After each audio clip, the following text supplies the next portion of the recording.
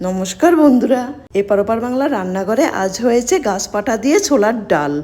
আজ ইঁচড়ের ডাল রান্না করব ইন্ডাকশনে, কারণ আমি বেশিরভাগ সময়তেই এখন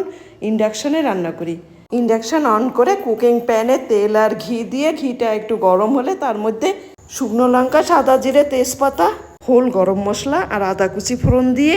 নুন হলুদ দিয়ে সেদ্ধ করে রাখা গাছ পাঠা মানে ইঁচড়ের টুকরো দিয়ে ইঁচড়ের টুকরোগুলোকে 1 চামচ করে জিরে, শুকনো লঙ্কা, ধনিয়ার গুঁড়ো আর হাফ চামচ হলুদের গুঁড়ো দিয়ে হালকা কষিয়ে সেদ্ধ করে রাখা ছোলার ডাল, তার সাথে ডালে যে জলটা ছিল সেই জল, কাঁচা লঙ্কা কুচি, স্বাদ মতো নুন, চিনি আর তার সাথে সামান্য জায়ফলের গুঁড়ো দিয়ে ডালটা গ্রেভি হওয়া পর্যন্ত ফুটিয়ে হাতে করা রুটি বা পরোটার সাথে এনজয় ইয়োর সেলফ। এঁচড় এইভাবে রান্না করলে সত্যি এঁচড়ের ভেতরটা খেতে এত ভালো লাগে, বলে এক্সপ্লেইন করা যাবে না।